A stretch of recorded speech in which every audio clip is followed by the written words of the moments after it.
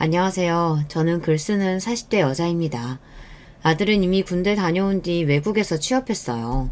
품 안의 자식도 제 갈 길을 가다 보니 그래서 글에 더 몰두하게 되었어요. 요즘 유행하는 웹소설 아시죠? 그걸 쓰고 있어요. 글 쓰는 직업은 외로움과 친해져야 해요. 혼자 앉아서 쓸 수밖에 없거든요.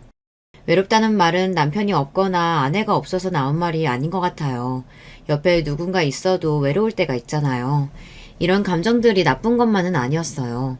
저를 성숙하게 만드는 원동력이 될 수도 있더라고요. 이런 걸 어떻게 알았냐고요? 저에게 희노애락을 준 남편 때문이죠. 기쁜 감정이나 즐겁고 사랑스러운 것들보다 남편은 주로 화를 안겨준 존재였어요. 그놈의 바람, 욕도 아까울 정도로 더럽더라고요. 그런데 저는 시모가 더 미웠어요. 심지어 저한테 뭐라고 한 줄 아세요? 남편 바람 필 동안 뭐 했어? 너도 잘못한 거야. 그러니까 헤어져. 너처럼 집에서 가만히 있는 백수보다 을사 며느리 나도 좀 보자. 이렇게 이야기했는데요. 아니 적반하장도 유분수죠. 게다가 집에서 놀다뇨. 저 이때까지 편안하게 자리에 누워본 적도 없는 사람이거든요. 제 편이 되지 않더라도 남편하고 한통속이 되어 저를 밀어내면 되나요? 그래도 시모 아플 때 병시중을 해준 며느리한테 그러면 안 되는 거잖아요. 은혜를 원수로 갚은 두 모자, 지금 속이 타들어갔을 거예요. 왜냐고요? 제가 요즘 잘 나가고 있거든요. 그래서 시원하게 갚아주고 나니 저도 이제 마음속에 화가 많이 가라앉고 있는데요. 그래도 여기다가 털어놓고 가고 싶어 찾아왔어요. 모쪼록 제 이야기를 좀 들어주시겠어요? 저는 나이 20살에 결혼했어요. 그래서 아들이 20대 후반인데요. 제 친구들은 아직 애들이 중학생이나 고등학생이라 이미 다 키워놓은 저를 부러워하더라고요. 하지만 결혼, 임신 등으로 제 청춘은 바람처럼 사라져 버렸어요. 물론 다 제 탓이죠. 하지만 왜 이렇게 억울한지 그래도 내색은 하지 않았어요. 아들이 있었으니까요. 하지만 남편의 불륜으로 저는 그대로 무너졌습니다. 20살, 생각만 해도 싱그럽지만 저는 잘못된 선택 하나로 망가져 버렸어요. 나 어떻게 임신했어. 산부인과 가보니까 임신 18주래. 너무 무서워.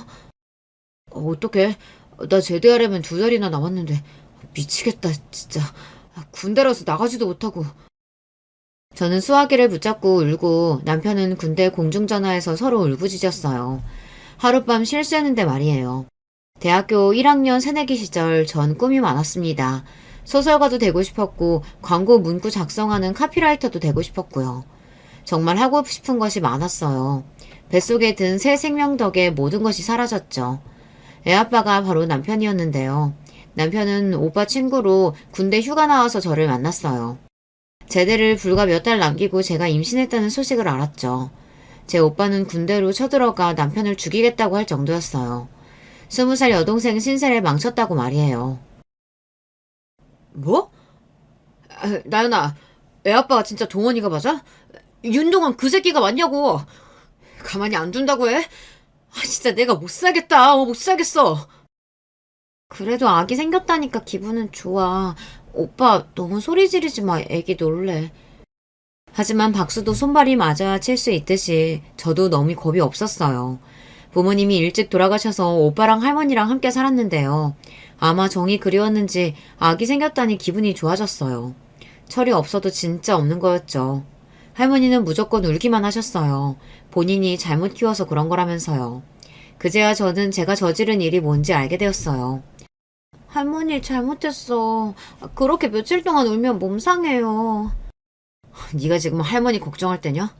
이제 1학년인데 1학기도 못 마치고 자퇴하게 생겼는데. 야, 박동원, 어쩔 거야? 어쩔 거냐고. 책임질게. 같이 살면 되잖아. 내가 아무리 아무 생각 없이 그런 줄 알아? 나연이 좋아해. 제대 후 대학에 복학해야 하는 남편은 저와 결혼했습니다. 초반에는 시모가 결혼을 반대하는 바람에 제가 조금 힘들었어요. 배는 불러오는데 결혼이 안 된다고 난리를 치니 오빠랑 할머니가 찾아가기도 했어요. 안 돼! 부모도 없는데 덜컥 임신했다고 우리 아들 씨를 어떻게 증명할 거야? 네? 동원 오빠 아기 맞아요. 그때 술 먹고 모텔로 데려갔다니까요. 저 다른 남자 없어요. 내가 널 어떻게 믿어? 우리 아들이 얼마나 착한데 혼자 임신이라니. 제가 나와서 보여드릴게요. 오빠 아인지 아닌지. 그 대신 결혼 안 해요. 뭐? 결혼을 안 해? 얘가 왜 이래? 이랬다가 저랬다가? 우리 아들 애가 아닌 거지? 저 아줌마 싫어서 결혼 못하겠고 아이는 낳을 거라니까요? 아니, 애비 없는 아기 낳아서 어쩔 건데? 그게 내 새끼면 어쩌라고? 그러니까 오빠 아이라니까요. 왜 아니래요? 하도 열받아서 시모한테 제가 아이 낳아 보여주겠다고 했어요. 그리고 결혼 안 하고 애는 낳아 키운다고 했어요. 임신한 것이 자랑은 아니지만 제가 행실이 좋지 않아 그랬다고 몰아붙이는 건 아니잖아요. 그래서 결혼은 안 한다고 했지만 서러움이 복받쳐 올라오더라고요. 동원이 어머니 진짜 이럴 거예요? 한 동네 살면서 이게 무슨 짓이에요? 책임을 진다 했는데 왜 결혼을 막아요 막길? 애가 생기면 결혼해야지. 동원이가 자기 애라는데 왜 아니래요? 진짜 저 죽는 걸 보고 싶어요? 결국 동네가 발칵 뒤집혔어요. 오빠는 제대한 남편을 찾아가 주먹을 휘둘렀고요. 할머니는 시무의 마트에 찾아가 난리를 쳤어요. 제 인생을 망쳐놓고 책임도 안 진다고 말이에요. 누가 결혼 안 시킨대요? 나도 어이가 없으니까 그렇지. 이렇게 몰려오면 다 되는 거야? 나 남편 없다고 지금 무시해? 주변 사람들이 눈치 때문인지 결국 시모는 결혼식을 해줬어요. 남편에게 기대가 컸기에 며느리에 대한 욕심도 많았던 시모는 제가 성에 차지 않는 겁니다. 게다가 청산 과부로 살던 시모라서 아들에 대한 집착이 있었죠. 그렇다고 어린 며느리를 구박할 필요가 있었을까요? 물론 제 성격이 구박을 그대로 받아내지는 않았지만요. 그래도 아들이 태어났다고 시모가 좋아했는데요. 저는 성별이 뭐가 중요하냐며 목리를 부렸어요. 아이는 뱃속에 있을 때가 편하더라고요. 낳고 보니 낮과 밤이 바뀌어서 얼마나 힘들었는지 몰라요. 남편은 공부한답시고 늦게 들어오고 시모와 함께 사니 뭐라고 잔소리하기도 어려웠어요. 시모도 마트를 운영하기에 아이를 키우는 것은 오로지 제 몫이었는데요. 이럴 때는 친정 오빠보다는 할머니의 도움이 그리웠지만 제 뜻대로 되지 않았어요. 아들 돌잔치를 할 무렵에 할머니가 몸이 안 좋아져서 결국 요양원에 가셨거든요. 얼마나 슬프던지요. 아빠, 엄마가 사고로 돌아가시고 할머니가 저를 키웠거든요. 제가 임신이나 결혼을 하지 않았더라면 할머니를 모실 수 있었을 텐데요. 그 무렵 남편이 졸업하게 되었지만 취업이 쉽지 않았어요. 공무원 시험을 보겠다고 준비하기에 저는 결국 시모의 마트에서 일하게 되었습니다. 그러니 할머니를 만나러 요양원에 가는 일도 힘들었죠. 어머니, 할머니 뵙고 와도 돼요? 저번에 마트 세일이라 못 갔었잖아요. 요양사가 잘 모실 텐데 뭐가 그렇게 걱정되니? 네가 가면 나아지냐? 말씀을 그렇게 하세요. 저 갈 거니까 그렇게 아세요. 요양원에 가려고 해도 시모가 이렇게 눈치를 주니 어이가 없었어요. 애를 업고 요양원에 가니 할머니가 자꾸 우셨어요. 그리고 몇 달 뒤에 돌아가셨는데요. 할머니 정말 죄송해요. 제가 자주 가보지도 못하고 이렇게 허망하게 가시다니. 저 진짜 잘 살게요. 할머니도 하늘에서 봐주세요. 진짜 잘 살 테니까. 저는 이를 악물었어요. 진짜 고아가 된 기분이었거든요. 할머니는 언제든지 지우 잘 키우라고 하셨거든요. 그래서 시모나 남편이 무심해도 참고 이겨내라고요. 저는 그 약속을 지키기 위해 열심히 살게 되었어요. 하지만 늘 외로웠어요. 유일한 혈육인 친정오빠는 지방으로 일을 다니기 시작해 제 주변에는 아무도 없었어요. 남편은 늘 공부한다, 아니면 친구를 만나야 한다, 취업 준비를 해야 한다, 이런 식으로 집에 잘 있질 않았죠. 게다가 마트 일은 쉽지 않았어요. 오전 9시부터 오후 9시까지 쉬지 않고 일했어요. 중간에 쉬는 시간은 있었지만 시모가 외출하는 날이면 제가 가게를 다 봐야 하거든요. 구멍가게는 아니었지만 직원은 저 혼자뿐이라 일을 다 해야 했거든요. 시모는 늘 저보고 투정을 부렸어요. 네가 우리 아들 인생 말아먹었잖아. 그러니 일하는 건 당연한 거지. 고마운 줄 알아. 집 주지, 생활비 주지. 그런 시모가 어딨니? 저 같은 며느리가 어딨어요. 마트 일 다 하잖아요. 어머니 혼자 했으면 허리 남아나질 않았어요. 시모는 그걸 받아줬다고 하는데 그럼 애 생겼는데 나 몰라라 할 건가요? 솔직히 술집에서 휴가 나온 남편과 만나게 된 날은 일이 이렇게 될 줄은 몰랐어요. 물론 남편도 제가 임신이 될지 모르고 그날 밤을 보냈겠죠. 그래서 결혼하기 전에 어색하고 서먹하기만 했어요. 남편도 적응이 필요한지 아이가 5살이 되기 전까지 겉도는 느낌이었어요. 하지만 그 후에는 우리는 나름 정도 생기고 서로를 아껴주기도 했는데요. 결국 고시를 포기하고 평범한 물류회사에 취업했어요. 아이가 10살이 될 때까지 남편은 꽤 성실했어요. 저한테 부채감도 있었고요. 하룻밤 불장난으로 시작한 사이지만 돈독하게 지냈습니다. 어머니, 그동안 10년 저축하면서 돈 모았어요. 이제 집 나가고 싶어요. 제가 마트에서 일한 월급과 남편 월급을 모아 적금을 들었거든요. 시모는 월급도 많이 주지 않았어요. 남들 200만 원 받는 것을 저한테는 100만 원밖에 안 줬거든요. 중간에 애 유치원 데려다주고 남편 밥 차리고 집안 치우고 하면 늦게 올 수도 있고 일찍 갈 수도 있잖아요. 그 시간을 모두 빼고 준다고 했거든요. 더 달라고 하려고 해도 우리 아들한테는 아낌없이 주시니 말을 안 했어요. 구두쇠 같은 시모 밑에서 묵묵하게 일하며 남편 뒷바라지를 하던 저는 아들이 10살 무렵 드디어 독립하게 되었어요. 시댁에서 나와 15평 아파트에 입주했을 때 얼마나 좋아서 울었는지 몰라요. 그때 나이 30살이었는데요. 다시 태어난 기분이었어요. 여보, 너무 기뻐. 우리도 집이 생기다니. 더 열심히 해서 큰 평수 장만하자. 엄마 집이 우리 집 될 건데 굳이 이렇게 나와야 돼? 돈 많이 들 텐데. 더 이상 어머니 그늘 아래 살기 싫어. 마트도 지겹고 이제 내 살림 살고 싶어. 그리고 어머니가 날 사람 취급이나 하시는 줄 알아? 집을 얻자고 할 때 남편은 반대했어요. 굳이 시모 집을 나와 좋을 것이 없다고 했거든요. 하지만 더 이상 견딜 수가 없었어요. 은근히 저를 무시하는 시모, 그런 것들을 무심히 넘기는 남편까지 말이에요. 처음에는 나와 살기 싫다던 남편은 이렇게 사는 것도 좋다고 하더라고요. 시모는 밤 12시 이후 소등에다가 물 아낀다고 샤워도 마음껏 하지 못하게 했거든요. 그런데 우리끼리 사니 밤에 영화도 볼 수 있고 샤워도 뭐든 마음대로 할 수 있었으니까요. 하지만 아파트에서 10분 거리에 시모의 마트가 있었기에 완벽한 독립은 아니었죠. 독립한 건 좋은데 왜 마트에 나오질 않니? 나 혼자 하라고? 마트도 안 가요. 월급도 너무 적고 지우도 컸으니까 저도 제 시간 좀 가져보려고요. 예! 내가 돈 안 줬으면 지금 집도 못 장만하는 애가 살 소리니? 네가 우리 집 처음 올 때 뭘 가져왔냐? 몸뚱이 하나 탈랑 들고 와놓고서는? 우리 아들 데리고 왔잖아요. 어머니 막말 좀 그만하세요. 저는 더 이상 마트에 나가지 않았어요. 몸뚱이 하나 달랑 가지고 왔다 이런 말도 더 이상 듣기 싫었거든요. 덜 먹고 덜 쓰는 게 낫지 않겠어요. 20살 아무것도 모르는 시절에는 참고 들을 수 있는 문장들이 시간이 지나니 더 듣기 싫어졌어요. 다행히 남편도 직장에서 돈을 잘 벌어다 주길래 잘 지내게 되었어요. 그때는 일찍 결혼한 것이 잘한 것처럼 보였어요. 다른 친구들은 그제야 결혼하고 아이 낳고 하니 제가 부러워 보였겠죠. 하지만 이런 평화와 안정이 깨지는 것은 어느 한순간이었어요. 나 직업 바꿔야겠어. 아는 형이 자동차 진로하는데 돈을 잘 버네. 남편이 자동차 딜러로 이직한다고 하니 저로서 뭐라고 할 말이 없더라고요. 지우와 저를 위해 돈을 지금보다 더 많이 벌어올 수 있다고 자신했어요. 하지만 전 불안했죠. 시댁에 나와 독립하니 생활비가 3배 이상 증가했어요. 대출금도 있고 내야 할 돈이 늘어나고 아이도 커가니 교육비 지출이 상당했어요. 그래서 시모가 자꾸 슈퍼에 와서 일을 하라고 이야기했어요. 하지만 저는 안 가고 싶었거든요. 사람을 무시하는 시모가 전 싫었어요. 마트 근처에만 가도 벌써 머리가 지끈거렸거든요. 나와서 일해. 한 푼이라도 더 벌어야지. 월급 200만 원 줄게. 됐지? 내가 직원 쓰면 어차피 월급 줘야 되는데 너한테 주는 게 낫지. 아니에요. 어머님 제가 가족이라고 시간 외에 일 더 시키잖아요. 주말에도 나오라고 하고요. 잔소리도 더 많이 하시고 거기서 일하다가 저 죽어요.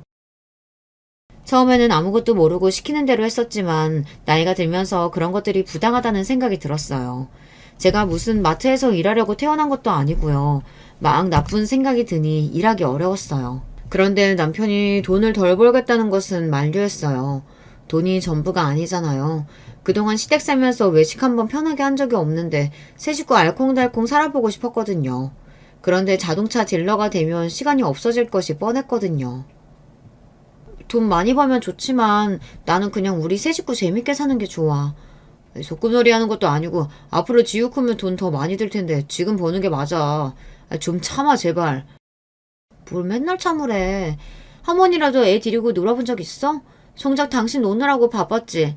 얼마나 돈을 많이 벌려고 그래? 자신 있어? 야, 내가 뭘 놀아. 나도 손해본 거 많아. 그리고 돈 많이 번다고 해도 너는 왜 싫다고 이러냐? 아무튼 이직할 거니까 그렇게 알아. 아직 돈을 번 것도 아닌데 남편의 어깨에 힘이 들어갔어요. 그런데 이상하게 겉모습이 서서히 달라지는 것이 아니겠어요. 예전에는 자동차 부품을 납품하는 공장에 다녔기 때문에 늘 작업복 차림이었지만 이제는 양복도 입고 겉으로 드러난 모습을 중요하게 여기더라고요. 솔직히 30 중반이 된 남편은 허우대가 멀쩡했어요. 키도 크고 훤칠한 인상이라 사람들의 이목을 끌 수 있었거든요. 결혼하고 나서도 오빠가 그 부분을 걱정했어요. 동원이 그 새끼 생긴 게 멀쩡하니 조심해. 바람 피우면 오빠가 죽여버린다고 해. 알겠지? 지방에서 가끔 올라오는 오빠가 하는 말이었어요. 과격하다고 할 수 있지만 주변의 지인들이 혹시 남편이 바람피지 않을까 걱정할 정도였죠. 저는 점점 옆으로 퍼져 살이 많이 쪘거든요. 시모 마트에서 일할 때부터 스트레스를 받으면 음식을 먹었거든요. 초콜릿부터 찾게 되더라고요. 달콤한 것들을 입에 넣지 않으면 불안하고 초조해서 견딜 수가 없었어요. 시모가 주는 스트레스가 문제의 원인이었죠. 그러다 보니 마트를 그만둬도 먹는 습관은 바뀌지 않았어요. 남편은 외모가 날이 갈수록 좋아지는데 저는 옆으로 퍼지기만 하니 오빠는 걱정이 되었나 봐요. 저한테 돈을 주면서 한의원에 가보라고 하더라고요. 누가 그러더라고. 살찌는 게 습관 문제뿐만이 아니라 내부적으로 몸에 문제가 있으면 순환장애로 살이 찐대. 건강 관리해. 시모는 제가 게으르고 먹는 것을 좋아해서 살이 찐다고 핀잔을 주는데 친정오빠의 말에 눈물이 왈칵 올라왔어요. 한의원에 갔더니 제가 심신불안정, 내부 순환장애 등등 출산 이후 조리 실패로 인하여 누적된 문제가 있더라고요. 하긴 시모나 남편은 출산 이후 제 몸을 신경 써준 사람이 없었죠. 10년이 훌쩍 넘어서도 누적된 문제가 있었대요. 게다가 과도한 스트레스로 인해 생긴 문제가 심각하다고 했어요. 여보, 나 몸이 아프대. 그래서 마음조차 힘들다고 하네. 산후조리도 실패했고 그래서 계속 팔다리 저리고 머리도 아픈 거래. 이렇게 말해봤자 해결되는 부분이 하나도 없었어요. 남편은 오히려 이렇게 말했어요. 어린 나이에 임신했는데 무슨 소리야. 그리고 마음이 아픈 건 뭔데. 나 요새 돈도 잘 버는데 왜 그러냐? 나도 아파. 나도 젊은 나이에 아파돼서 힘들다고. 제 몸 아프고 괴로운 것만 이야기하더라고요. 물론 힘들었겠죠, 남편도요. 하지만 저처럼 시집살이를 한 것도 아니잖아요. 저는 갑자기 오빠와 할머니를 떠나 시댁에 들어왔고요. 나름대로 모진 시집살이를 했었거든요. 그걸 하나도 인정해주지 않더라고요. 할머니까지 돌아가셔서 제 마음이 힘든 것을 알아주는 사람은 아무도 없었어요. 친정오빠나 겨우 제 마음을 다독이곤 했지만 같이 살지도 않으니 해결되지 못했어요. 그러니 저는 점점 몸이 더 힘에 빠지고 아무 유욕이 생기지 않더라고요. 사람들은 그걸 우울증이라고 했어요. 지우 어머마, 넌 맨날 그렇게 아프다고 하니? 나이도 적은데 뭐가 힘들어? 나는 뭐 아픈 곳 없어 보이냐? 아휴, 애가 게을러서 큰일이야. 괜히 집에만 있으면서 먹기만 하니까 살찌는 거 아니야. 어릴 때는 귀엽고 예뻤는데 지금은 거울 좀 봐라. 이렇게 말하는데 저는 너무나 화가 나 소리쳤어요. 새벽부터 일어나서 밥하고 애보고 집안일 하는데 뭐가 게을러요? 시댁 살 때 저는 편히 쉬어본 적이 없어요. 그리고 나이 젊으면 몸이 안 아픈가요? 당신 집에 있으면 노는 줄 알아? 당신 입에 들어가는 음식, 입는 옷, 자는 곳 왜 다 편안하니? 내가 다 해주니까 그렇지. 이렇게 말해도 울분이 풀리지 않더라고요. 맨날 나보고 문제라고 하지만 그동안의 노고를 아무도 인정하지 않는 것도 문제였어요. 그러면 그럴수록 시모와 남편은 배부른 투정이라고 치부했죠. 내가 돈 벌어다 주잖아. 이제 외제차 팔 건데 돈 더 많이 갖다 줄게. 누가 들으면 떼돈 가져다 주는 줄 알겠어. 골프 배워, 차 바꿔, 사이클 배워, 게임 기사. 당신한테 돈 다 썼지 우리한테 해준 게 있니? 예전보다 벌어오는 돈의 액수는 커졌지만 남편은 자신을 위해 투자를 해야 한다며 쓰는 돈이 더 많았어요. 그리고 무슨 모임이 그렇게 많은지요. 그래야 고객 유치를 한다는데 뭐라고 할 말이 없더라고요. 자동차도 처음에는 국산차를 팔다 외제차 영업소에 스카우트까지 되었고요. 시모를 닮아서 그런지 장사에 소질이 있어 보였어요. 가족에게 소홀해도 돈이 조금 생기니 저는 아들의 교육에 투자했어요. 남편을 바꿀 순 없으니 내 아들에게 좋은 교육이나 시키자 하고 말이죠. 우리 아들은 자기 일을 똑부러지게 하는 아이라 중학생이 되니 제 손이 거의 필요가 없었어요. 자기는 애니메이션 공부를 하고 싶다고 해서 일본 유학을 그때부터 준비하고 있었죠. 한 남자는 영업한다고 조기축구, 골프, 테니스 운동을 하기 시작했고 작은 남자는 방 안에서 혼자 그림을 그리고 어학 공부하기 바빴죠. 저 혼자 외로울 때가 많았어요. 그래도 견딜만 했어요. 적어도 그런 소리를 들을 때까지는 말이에요. 지우 엄마, 내가 요새 호텔에서 알바하잖아. 거기서 지우 아빠를 봤어. 객실로 들어가는 걸 봤다니까. 그러던 어느 날 주변 지인이 남편이 호텔에 들어가는 걸 봤다는 겁니다. 호텔 로비에서 객실 엘리베이터로 걸어가는 뒷모습이 우리 남편 같다고 계속 이야기했어요. 그 지인은 호텔 하우스키퍼로 아르바이트를 하고 있었거든요. 하지만 뒷모습이라고 하니 정확한 것도 아니잖아요. 그때는 제가 지금의 몸무게에서 2배가 넘을 정도로 체중이 불어났는데요. 그렇게 몸이 변하니 제 마음도 약해져 있는데 이런 소리를 들으니까 화가 너무 나더라고요.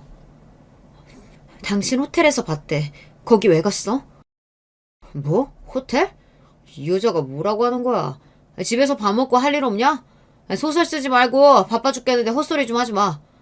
백오동 아줌마가 봤대. 당신 뒷모습. 그러니까 솔직히 말해. 거기 왜 갔냐고. 너 이러면 이거 병이야. 그만 좀 해. 지겨우니까. 남편이 아니라고 펄쩍펄쩍 뛰길래 내심 좋아했어요. 그 아줌마 말 이후 온갖 상상만 하다 남편에게 겨우 물어봤는데 아니라고 난리를 치니 안심이 되더라고요. 그래 맞다. 여자 있다. 있으면 어쩔래. 이렇게 말하면 제가 어떤 행동을 취해야 할지 무섭게 느껴졌어요. 제발 그 백오동 아줌마가 잘못 봤길 바랬거든요. 지금 생각하면 그렇게 물어보면 다들 펄쩍 뛰는 게 일반적인 상식이었어요. 바람은 완벽한 증거를 들이밀어도 잡아떼고 시작한다는 것을 그때는 몰랐거든요. 하지만 짙은 향수 냄새부터 거울 앞에 오래 서 있고 혼자 핸드폰을 보며 희죽거리는 게 저의 레이더에 자꾸만 걸렸어요. 그렇다고 남편 뒤를 미행할 수도 없었어요. 제가 덩치가 커서 쫓아다니면 금방 눈에 띄기 때문이에요. 집에만 있으니 정말 상상의 나래가 한도 끝도 없었어요. 꿈을 꿔도 남편이 바람난 꿈이었죠. 그러다 남편을 봤다는 그 호텔 밖을 서성였어요. 남편이 그 호텔에서 다시 나타날 일도 없는데 말이에요. 그렇게 저는 집에서 혼자 이런저런 상상을 하다 스트레스를 받으니 폭식이 늘어났어요. 시모는 그런 모습을 보고 저를 많이 비하했어요. 세상에 너처럼 팔자 좋은 애는 없을 거다. 그러니 살이 피둥피둥 오르지? 먹고 자고 먹고 자고. 그러지 말고 우리 마트 나와. 그러면 살이 쭉쭉 빠지지. 걱정하지 마세요. 제가 알아서 할 테니 어머니 신경 쓰지 마세요. 저희가 알아서 할게요. 무슨 용기였는지 지인에게 부탁해서 호텔 일을 하기로 했어요. 시모 마트에서만 일을 했으니 다른 곳에서는 해본 적이 없었거든요. 저기 지민 엄마, 나도 그 호텔에서 일할 수 있을까? 청소라면 자신 있어요. 청소 일이긴 한데 침대 정리부터 요령이 있어.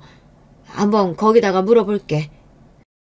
호텔 일은 정말 힘들었어요. 침대를 정리하는 것이 정말 팔이 아팠어요. 계속 허리를 숙이는 일이 많다 보니 무리가 오더라고요. 하지만 내가 스스로 돈을 번다는 즐거움에 아픈 줄도 모르고 열심히 일했죠. 남편도 제가 호텔에서 일하고 있다는 것을 알지 못했어요. 그래서 그런가요? 몇 달이 지나 다시 그 호텔에 나타났어요. 어떤 여자랑 함께요. 저는 그때 다리가 후들후들 떨렸는데요. 백오동 아줌마는 증거를 잡아야 한다며 핸드폰으로 찍으라고 했는데요. 도무지 용기가 나질 않았어요. 그대로 뒤로 따라가는데 남편이 돌아보며 외치는 겁니다. 지우 엄마? 여기서 뭐해? 나 따라온 거야? 와, 이제 하나하나 이런 짓까지 하냐? 옆에 여자 누구야? 너야말로 뭐 하는 건데? 이제 하나하나 바람 피워? 고객님이지 누구냐? 열받게 이러지 말고 당장 집으로 돌아가. 남편이 저를 먼저 알아보는 바람에 정확한 증거는 없었어요. 그 여자는 고객인데 접대 차원에서 술을 먹다 호텔로 모시고 왔다고 하는데요. 제가 보기엔 고객도 아니었어요. 하지만 어설프게 건드렸다가 증거도 잡지 못하고 끝나버렸어요. 하지만 전 오빠에게 말했고 지방에서 올라와 남편 멱살을 잡았죠. 집안이 난리가 났어요. 시모는 생사람 잡는다고 했고 남편은 저를 을부존 환자로 취급했죠.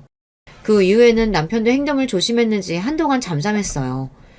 그때는 바람이 아닐지 모르겠지만 남편의 사생활을 제가 다 알지는 못하니까요. 이후 남편은 자동차 딜러 일을 그만뒀습니다. 저는 고객들 만나지 않으니 다행이라고 생각이 들었어요. 하지만 남편의 뜻은 다른 데 있었어요.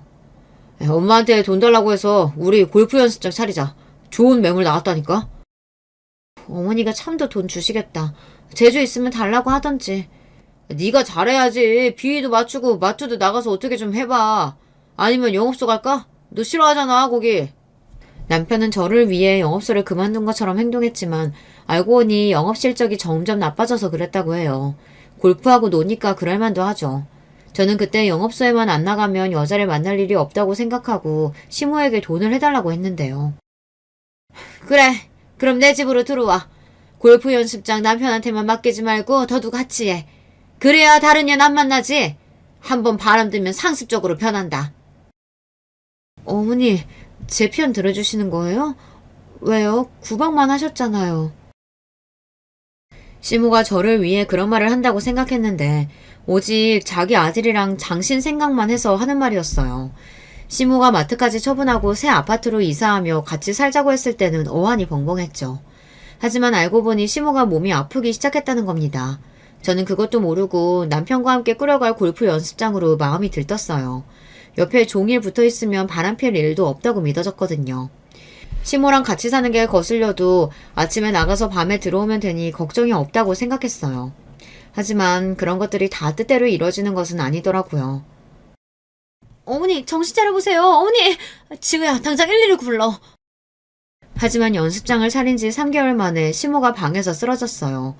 병원으로 달려가 보니 중풍이 왔다고 하더라고요. 깨어난 시모는 신체 일부에 마비가 왔어요. 남편은 연습장 일을 해야 하니 시모의 간병은 오로지 제 몫이었죠. 오른팔이랑 오른 다리 쪽을 못 움직인 시모는 2달 정도 한방병원에 입원했어요. 처음에는 간병인을 썼지만 시모의 성격이 강하다 보니 하루 이틀 버티지 못하고 다 그만두는 겁니다.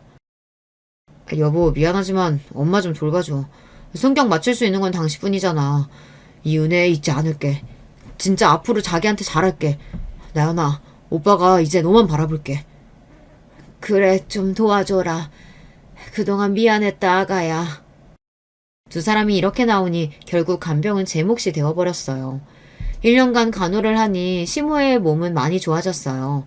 병원에서 퇴원 후에도 집에서 제가 간병했거든요. 걷는 것도 예전만큼은 아니지만 잘 걷고 팔도 움직일 수 있어서 밥도 혼자 드실 수 있게 되었어요. 오죽하면 구청장이 와서 효부상을 주겠다 할 정도였죠. 지인들도 저 같은 며느리 없다고 했어요. 지우 엄마 같은 며느리만 있으면 얼마나 좋아. 애 잘 키워, 시모 간병해, 골프 연습장도 잘 운영해. 아무튼 팔방 미인이야. 그러니까 지우 아빠는 지우 엄마 업고 다녀야 돼. 평생 갚아야 돼. 요새 누가 시모 간병하니? 반장이랑 통장까지 몰려와 지역에서 주는 표창장까지 받았어요. 자랑스러운 것은 아니지만 이렇게 알아주니 감사했죠. 하지만 시모와 남편만 인정하지 않았나 봅니다. 제가 그동안 간병에 빠졌을 때 남편이 무슨 짓을 한지 아세요? 사랑이라니까. 나 그 여자 사랑해. 이제야 만났어. 내 참사랑을. 아직도 남편 말이 생각나서 진저리가 쳐지는데요. 남편은 시모가 다니는 한병병원에서 오다 가다 의사를 하나 알았나 봅니다. 아파서 알고 지낸 게 아니라 사랑을 꽃을 피우고 앉아있더라고요. 네, 드디어 바람을 피웠어요. 어머니의 담당 의사는 아니었고 남편도 골프 치다 보니 팔꿈치가 아프다고 했거든요. 그렇게 진료받다가 눈이 맞았다는데 진짜 어이가 없더라고요. 게다가 그 여자를 집까지 데려오는 게 말이 됩니까? 아들은 그때 기숙형 고등학교에 들어갔으니 집은 비울 때가 많았어요. 그날도 저는 시모와 병원으로 가서 재활치료를 받고 있었거든요. 그렇게 시모와 제가 병원에 있었으니 집으로 데리고 왔나 봐요. 게다가 그 여자도 한병병원을 그만두고 나왔으니 두 사람은 시간이 많았겠죠. 집으로 들어가려고 문을 열었는데 알 수 없는 선택함이 느껴졌어요. 그때 그 감정은 정말 이루 말할 수 없었어요. 현관에 낯선 여자 구두부터 심지어 안방 너머 이상한 소리까지 들리는 겁니다. 문을 열고 두 사람을 떼어놓아야 하는데 저는 몸이 움직여지지 않았어요. 예전에 지인 아줌마가 증거 남기라고 한 말이 갑자기 생각나더라고요. 예전에 호텔 사건은 증거도 없이 끝나버렸으니까요. 방문 너머 들리는 소리를 녹음하기 시작했어요. 그리고 방문이 잘 보이도록 각도를 잡았죠. 한창 서로 좋아 시시덕거리더니 남편이 목이 마른지 문을 열고 나오는데 저랑 마주친 겁니다. 제가 방문 앞에 의자를 놓고 앉아 있었거든요. 우리 오빠한테 실시간 정송했어. 올라온대. 너 죽여버린다고 했으니까 알아서 해. 그리고 병원에다 저 의사 신상 알아봤어. 평생 개업 못하고 의사생활 못하게 할 거야. 녹음했거든? 서로 이름은 왜 부르니? 고맙게. 저는 태연하게 말했어요. 이상하게 울고불고 손끝이 달달 떨리고 악조차 쓰지 않게 되더라고요. 아마 너무 기가 막혀서 그랬는지 모르죠. 사람이 그러면 안 되는 거잖아요. 제가 시모를 모시고 간병했는데 그때 다른 여자랑 바람을 피우다뇨. 야, 그렇다고 녹음을 하냐? 이상한 여자야 진짜. 당장 안 줘? 여기 내 집이야. 공공장소도 아니라고. 잘못했다고 싹싹 빌어도 제가 용서할까 말까였어요. 같이 살 마음도 일어나치도 없었는데요. 이 남자 입에서 뭐라고 하는 줄 아세요? 우리 사랑하는 사이야. 결혼할 거야. 너한테는 미안하게 됐다. 놀고 있네. 미안? 미안이라고 했니? 미안하면 이러면 안 되지. 바람도 정도가 있고 상도가 있는 거야. 안방에서 이러는 게 말이 돼? 나 너희 엄마 간병하고 왔어. 남편의 말에 제가 충격을 받긴 했는데요. 문제는 그게 아니에요. 그날따라 서울에 있던 오빠가 달려왔고 남편과 몸싸움을 벌이고 서로 코피가 나게 두들겨 패고 여자는 어느새 준행랑을 치고 말았는데요. 이상하게 저는 남편이 그 여자를 사랑한다는 말에도 가슴이 미어지지 않았어요. 1년 동안 저한테 의지했던 시모의 태도와 말이 더 충격을 받았거든요. 너 나가야겠다. 나도 괜찮은 며느리 좀 보자. 의사 며느리라니 이제야 구색이 많네. 돈도 못 벌고 먹기만 하고 살만 찐 너보다 낫지. 어머니, 그걸 말이라고 하세요? 제가 어머니 간병했어요. 저밖에 없으시다면서요. 그런데 아들이 다른 여자가 좋다잖냐. 너도 자식 키워서 알지? 너라면 지우가 다른 여자가 좋다고 하면 어쩔 거야? 네, 그걸 제가 막을 순 없겠죠. 하지만 당신처럼 이렇게 말은 안 하지. 혼내고 야단쳐야지. 설사 이혼은 한다고 해도 어떤 아들 새끼가 제 엄마가 아파서 며느리랑 병원 간 사이에 안방에서 그 짓을 해? 그건 혼을 내야지. 어디서 의사며느리를 보겠대? 어린 게 내 아들 꼬셔서 결혼했으면 양심이란 게 있어봐라. 우리 아들 서울에서 4년제 대학 멀쩡하게 다녔어. 너같이 대학도 못 나오고 부모도 없는 애 만날 레벨이 아니라고. 대학이야 아기 생겨서 못 간 거고 부모 없는 게 내 탓은 아니잖아. 당신 아들은 부모가 있어서 이런 더러운 짓을 하는 거니? 이제 반말하는 거야? 어디서 시모 앞에서 말을 놔? 돌았어? 좀 놓으면 안 돼? 어른이 어른다워야 어른 대접을 받지. 당신 행동은 그냥 쓰레기야. 나 이혼하려고 했어. 당신 아들하고 안 살아. 짐승 같아서. 근데 뭐? 의사 며느리 볼 거니까 나보고 가라고? 얼마나 잘 살지 지켜볼게. 그래. 너같이 돈 없는 것보다야 의사가 좋지. 우리 아주 잘 살 거다. 저는 그 집을 나왔습니다. 그날따라 바깥 공기가 참 좋았어요. 제가 미쳤다고 20년간을 그놈의 집구석에서 살았나 싶었어요. 그런데 그 다음날 경악할 만한 일이 터졌어요. 우습게도 상간녀가 저와 시모를 만나자고 했어요. 저는 다짜고짜 상간녀한테도 잘 먹고 잘 살라, 아니 고맙다 했어요. 인간 말 좀 데려갔으니까요. 미안하지만 나 결혼한 맘 없어요. 그냥 불장난이에요. 그리고 홀시모 병시종들 며느리 되고픈 마음 없어요. 지우 엄마 미안해요. 그 말에 시모가 경악하는 표정을 보니 웃음밖에 안 났어요. 아니 그 여자가 모셔준다고 할 줄 알았나 봐요. 결혼하든 말든 알아서 하시고요. 저는 안 살아요. 이미 이혼 소장 준비 중이에요. 하고 나와버렸어요. 그 다음에는 어떻게 꼬셨는지는 모르겠지만 처음에는 상간녀가 죽어도 결혼 안 한다고 하더라고요. 저는 솔직히 아들이 걱정이었어요. 아들이 곧 성인이 되니 이해해줄지 모른다는 기대를 했어요. 그동안 모든 일을 사실대로 다 말했죠. 그랬더니 아들이 제 손을 잡고 말했어요. 엄마, 잘했어. 엄마가 안 했으면 내가 엎으려고 했어. 나 이제 군대 갈 거니까 엄마 하고픈 대로 하고 살아. 난 엄마 편이야. 제 청춘을 갈아 만든 아이라서 그런가요. 고맙게도 제 편을 들어줬어요. 눈물이 앞을 가렸습니다. 오빠도 당장 이혼하라며 오피스텔을 하나 얻어줬습니다. 그리고 변호사도 소개해 주었어요.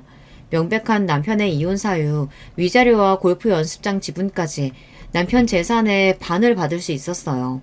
시무의 재산과 우리 집 예금 등을 합쳐서 연습장을 만들었으니까요. 시무는 제가 한 푼도 못 받고 나갈 줄 알았나 봅니다. 위자료 3억에다 아파트까지 받고 이혼했어요. 오빠가 전 재산 털어서 최고의 이혼 변호사를 고용했거든요. 그 새낀 친구도 아니야. 내 동생 건드린 것만 해도 열받는데 바람? 이혼? 개자식. 초등학교, 중학교, 고등학교 동창회 다 못 나오게 할 거야. 동네에서 함께 자라놓고 어떻게 이따위로 굴어? 오빠는 남편을 절대 용서하지 않는다고 했어요. 남편도 남편대로 할 말이 있나 봅니다. 뚫린 입이라고 말이죠. 하룻밤 불장난 책임졌으면 됐지. 왜 나만 갖고 그래? 지유 갖게 된 것도 내가 꼬셨어? 나연이도 할 말 없어. 그리고 돈 다 줬는데 왜? 우리 집 아예 거짓될 판이야. 아주 이혼하고 팔짝 고쳤지. 게다가 자식놈까지 집 나가고 잘한다. 그니까 새끼 하나 데리고 기어 들어와서 아주 상전 노릇이야. 이제 우리도 을사며느리 볼 수 있으니까 다시 시작해라. 동원아, 너 아직 마음밖에 안 됐다. 시모는 재산을 털어서라도 을사며느리를 위해 한의원을 만들어준다고 난리가 났어요. 저랑 이혼하고 그 여자와 결혼이라도 할 모양이었는데요. 다른 동네에 가서 병원을 차렸으면 모를까 수십 년 산 그 동네에다가 한의원을 차렸습니다. 시모 성격에 다른 사람한테 자랑이라도 할 심산이었겠죠. 드디어 을사며느리 봤어. 이 정도는 해야지 우리 등원이가 어떤 아들인데. 어린 게 반란 까져서 오빠 꼬셔놓고 신세 다 망쳤지. 시모는 동네 사람들 앞에서 자랑스럽게 말했는데요. 중요한 것은 그 동네는 저도 있었다는 사실이에요. 오빠가 얻어준 오피스텔도 어릴 때부터 자란 동네였어요. 앞서서 이야기했듯이 이 동네는 저랑 오빠도 나고 자란 곳이에요. 동네 문방구 아줌마부터 약국, 목욕탕, 세탁소 등등 모두 다 저를 알고 있었거든요. 물론 시모도 40년간 그 자리에서 마트를 운영했었고요. 중요한 것은 인심이 시모 편이 아니라는 겁니다. 평소에도 심술궂고 돈 좀 있다고 거들먹거렸어요. 하지만 저는 그렇지 않았거든요. 착한 나연이네 집 하면 동네 사람들이 다 알고 있었거든요. 한의원을 개업했지만 사람들이 한마디씩 했어요. 불륜 한의원이라고요. 또 시모한테도 욕을 했습니다. 간병을 그렇게 한 며느리를 내쫓았다고요. 남편은 말할 것도 없고요.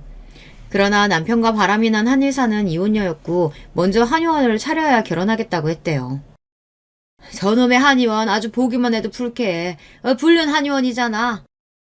맞아. 저길 누가 가. 재수없게. 여기요 다 조강지처럼 사는데 감히 불륜녀 주제에 어딜 기어들어와서 한의원을 차려? 마트 할머니도 미쳤지.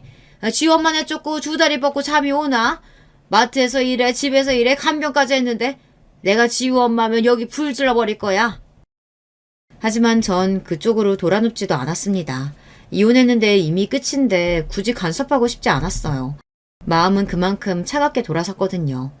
오히려 안 보니까 너무 편하더라고요. 제가 처음 생각한 대로 결혼 안 하고 지우만 기르는 것도 나쁘지 않았을 거예요. 저는 인터넷으로 학위를 딸 수 있는 대학에 입학했어요. 문예 창작과. 이름만 들어도 설렜습니다. 아들은 군대에서 잘 지낸다고 이야기를 해주니 안심이 되었어요. 지우 엄마, 아주 웃긴 얘기 하나 해줄까? 그 한의원 망했어. 쫄딱 망했다고. 오피스텔에서 혼자 커피도 마시고 글도 쓰며 한가롭게 살고 있는데 말이에요. 그때 백오동 아줌마가 전화를 했더라고요. 알고 싶진 않았는데 망했다고 하니 속이 아주 개운하더라고요. 게다가 지우 할머니 또 쓰러져서 요양원 실려가고 그 여자가 절대 시모는 못 모신대. 솔직히 지우 아빠보다 지우 할머니가 이해 불가야. 불려우 집에 들이고 자네처럼 착한 사람을 내쫓고. 하긴 지우 아빠도 벌 받긴 했지. 그 여자 또 바람났대. 이번에는 지우 아빠 지인이라던데? 그 당시 제가 소설을 쓰고 있었는데 현실이 스토리를 압도하더라고요. 그 소식은 오빠가 자세하게 알려줬어요. 남편이 예전에 자동차 딜러로 있을 때 함께 일한 남자 동료였는데 주식으로 재미를 봤나 봐요. 갑자기 건물주가 되어 나타났대요. 그러니 그 한의사가 남자를 갈아탔나 봅니다. 남편이랑 결혼을 취소하고 그 남자랑 해외로 가서 결혼했대요. 세 사람이 가끔 골프를 하고 어울렸나 봐요. 하긴 저도 남편보다 6살이나 어리고 돈 많은 남자랑 결혼할 텐데요. 남편은 죽겠다고 약 먹고 시모는 쓰러지고 아주 쑥대밭이 되어 있다고 해요. 오빠는 그놈이 여자 좋아하더니 여자로 망조가 들었다고 욕을 하더라고요. 저는 그러거나 말거나 아무 감정이 생기지 않았어요. 그럴 줄 알았어. 의사 부인 좋다더니 잘 됐네. 그리고 이제 그 집안 이야기 알려주지도 마. 듣기도 싫어. 우리 지우도 관심 없대. 아참, 지우 이제 일본에 가서 공부하기로 했어. 저는 아들에게 위자료 중 절반을 주었어요. 왜냐고요? 못난 부모 밑에서 태어나 별거를 다 봤으니까요. 아들은 눈물 흘리며 공부 많이 해서 돌아온다고 했어요. 저는 그저 네가 하고픈 일 행복하게 하라고 했죠. 저는 소설 중에 웹소설을 좋아했어요.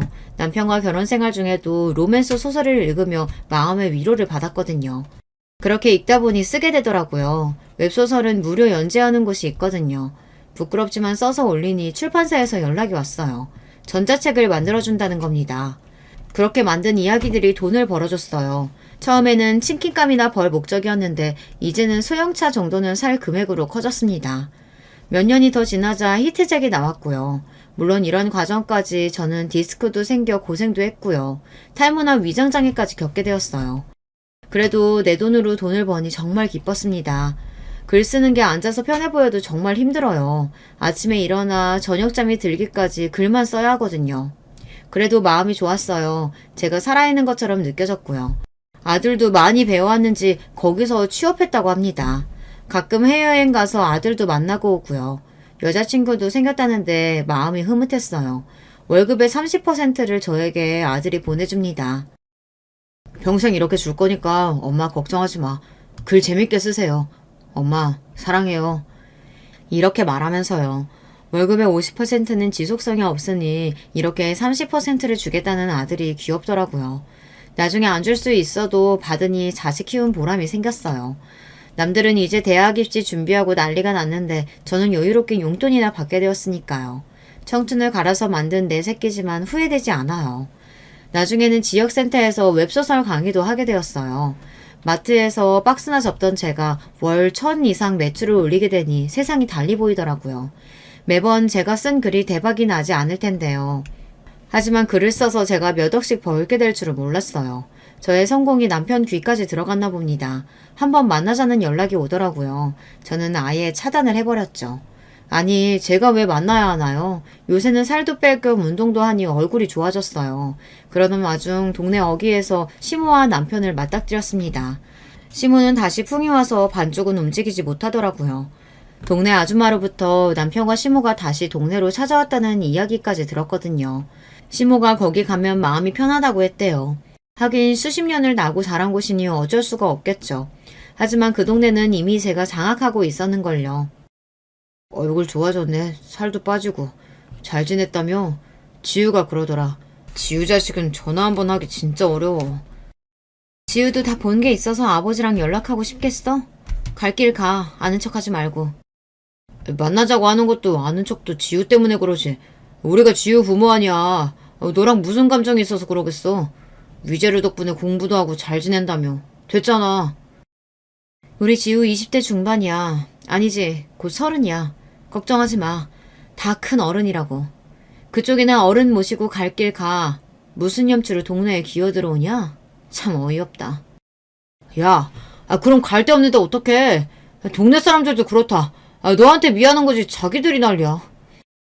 암튼 자주 봐. 뭐? 자주 봐? 저는 이 말에 가라앉아있던 복수심이 올라오더라고요. 좋은 게 좋은 거라고 넘어가줬더니 무슨 친한 척을 하느냐 말이에요. 우리가 살던 동네에는 시모의 마트가 아직 운영되고 있었어요. 물론 남편이 진즉에 팔아먹어 주인이 바뀌었지만 남편이 거기서 알바를 하는 모양이었어요. 수년이 지났으니 괜찮다고 생각하는 모양이죠. 저는 부동산으로 가서 주인이 누군지 알아봤어요. 그래서 가격을 잘 쳐줄 테니 팔라고 했죠. 아저씨, 우리 가게에서 계속 일할 거야? 아니면 나가든지. 뭐야, 새 주인이 너야? 이 여자가 미쳤네. 나랑 엮이고 싶냐? 미쳤어? 너 같은 쓰레기랑 엮이게? 100만 원 받고 개같이 일할래? 아니면 당장 짐 싸서 동네 뜰래? 네가 사는 가게 윗집도 내가 다 샀어. 그러니까 나가. 동네 더럽히지 말고. 너 같은 여자 진짜 징그럽다. 너랑 만난 게 내 인생의 독이야. 알아? 그래? 난 아닌데. 지우 태어나서 다행인데. 너 지우한테 돈 달라고 했다면서? 미친놈. 너 지우 기저귀라도 갈아봤어?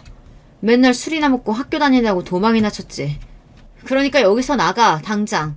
내가 이 동네 사는 걸 알면서 기어들어오지 말고. 남편의 똥 씹은 표정을 보니 그제야 속이 사르르 내려가는 거 있죠. 결국 남편을 내쫓아 버렸어요. 시모가 불쌍하게 누워있으면 제가 뭐 마음이 달라질 줄 알았나 봐요. 마트를 카페로 개조했어요. 애증의 마트는 그렇게 사라졌답니다. 시모한테도 한마디 쏘아붙이고 싶었지만 거리에서 본 날 울더라고요. 그 울음의 의미가 뭔지 느껴졌어요.